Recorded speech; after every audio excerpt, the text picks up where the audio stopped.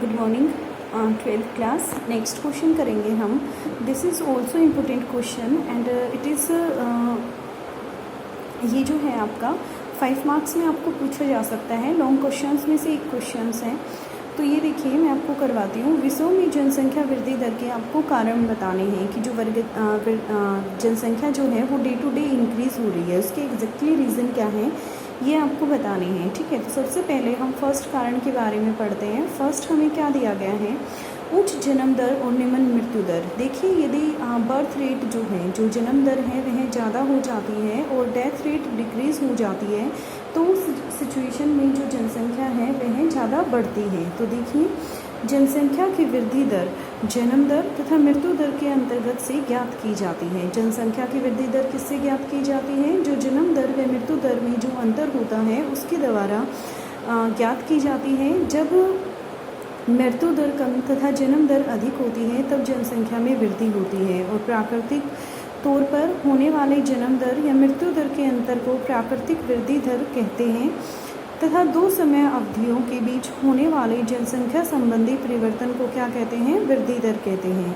जब जन्म दर अधिक तथा मृत्यु दर कम हो या किसी अन्य देश से आकर जनसंख्या में बढ़ोतरी हो जाए तो उसे धनात्मक वृद्धि कहते हैं। देखिए एक ऐसी सिचुएशन जिसमें बर्थ रेट जो है वो ज़्यादा हो, ठीक है, डेथ रेट इसमें कम हो या लोग जो हैं वह किसी अन्य जगह से आकर वहाँ पर वास करते हैं तो उसे हम क्या कहेंगे? धनात्मक वृद्धि कहते हैं।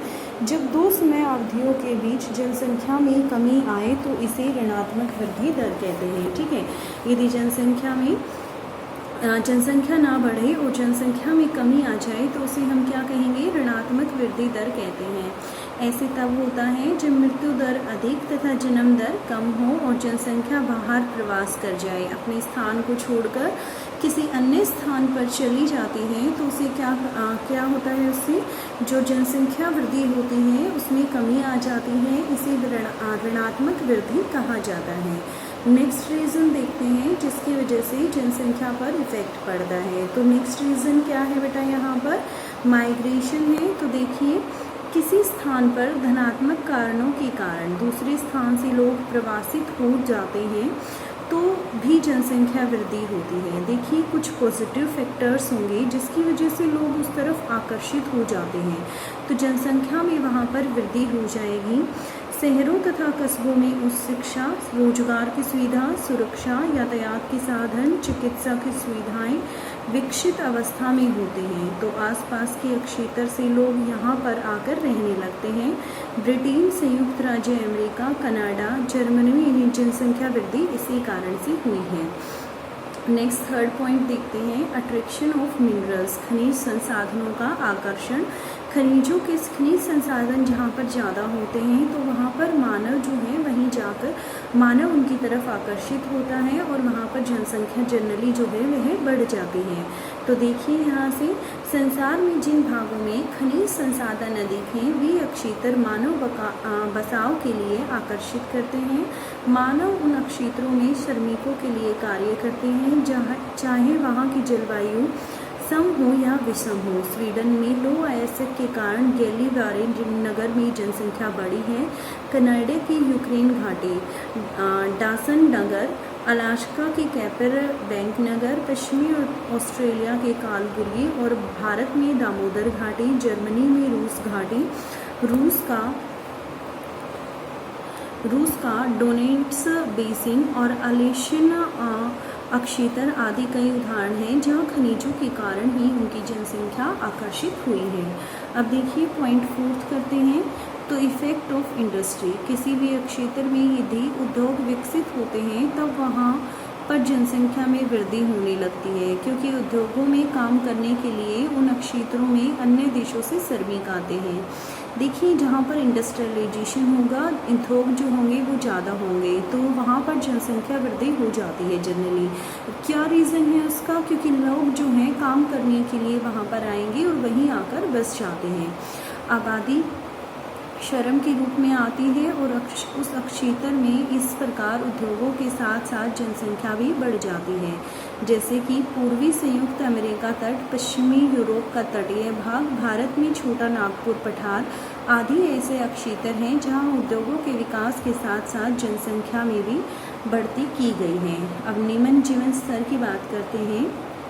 जिन क्षेत्रों में लोगों का जीवन स्तर निम्न होगा वहीं अज्ञानता की बढ़ोतरी होगी, इसलिए वहाँ पर जनसंख्या वृद्धि तीव्र गति से होती है। देखिए, यदि लाइफ का स्टैंडर्ड काफ़ी लो है तो वहाँ के लोग जो होंगे वो इलिटरेट होंगे, उनमें उनकी अज्ञानता में बढ़ोतरी होगी और इसी वजह से जनसंख्या जो है वहाँ पर तीव्र गति से बढ़ती है, क्योंकि वहाँ के लोगों को वहाँ के संसाधनों को प्रयोग करने का पूर्ण ज्ञान नहीं होता है। वहाँ बढ़ती आय कम होने से जनसंख्या में बढ़ोतरी होती है। जो पर कैपिटा इनकम होती है वो भी वहाँ पर कम होती है। और अब नेक्स्ट देखते हैं आर्थिक विकास। जनसंख्या वृद्धि का मुख्य प्रभाव क्षेत्रीय अर्थव्यवस्था पर भी पड़ता है।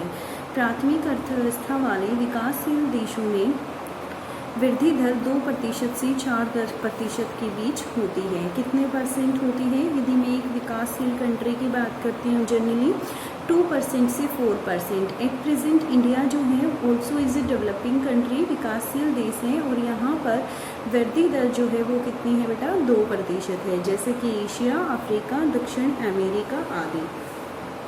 विकसित अर्थव्यवस्था वाले क्षेत्रों में जनसंख्या वृद्धि दर जो है वह 1.7 से भी कम पाई गई है। इस प्रकार आर्थिक विकास तथा जनसंख्या वृद्धि दर व सह संबंध स्पष्ट देखने को मिलता है। आर्थिक रूप से पिछड़े क्षेत्रों में जन्म दर अधिक पाई जाती है। आर्थिक पिछड़ेपन के कारण मृत्यु दर भी अधिक होती है, जैसे कि कालाहारी मरुस्थल की बुशमैन। अब बात करेंगे बेटा स्वास्थ्य सेवाओं की। तो देखिए, विकसित देशों में स्वास्थ्य सेवाओं के कारण मृत्यु दर पर अंकुश लग जाता है, लेकिन जन्म दर बढ़ती जाती है, जिससे जनसंख्या जो है वो तीव्र गति से बढ़ने लगती है। जैसे दक्षिण पूर्वी एशियाई देशों में ऐसी स्थिति बनी हुई है।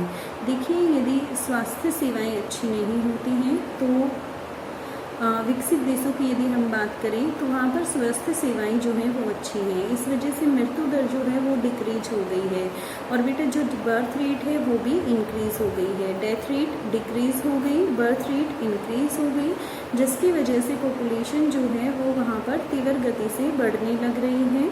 तो ऐसा एक एग्जाम्पल आपको दिया है कि जो साउथ ईस्टर्न एशियन कंट्रीज़ हैं उनका आपको एग्जाम्पल दिया गया है, जहाँ पर पॉपुलेशन लगातार बढ़ती जा रही है, और उस बढ़ने का रीज़न सबसे बड़ा क्या है कि बर्थ रेट ज़्यादा है as compare to death rate. ठीक है, क्लियर हो गया। यहाँ पर मैंने आपको 7 फैक्टर्स एक्सप्लेन किए हैं कि जो विषयों में जनसंख्या वृद्धि दर हो रही है वो किस वजह से हो रही है। फर्स्ट मैंने आपको क्या बताया? हाई बर्थ रेट और लो डेथ रेट। सेकंड आपको बताया माइग्रेशन। ठीक है, नेक्स्ट क्या किया हमने?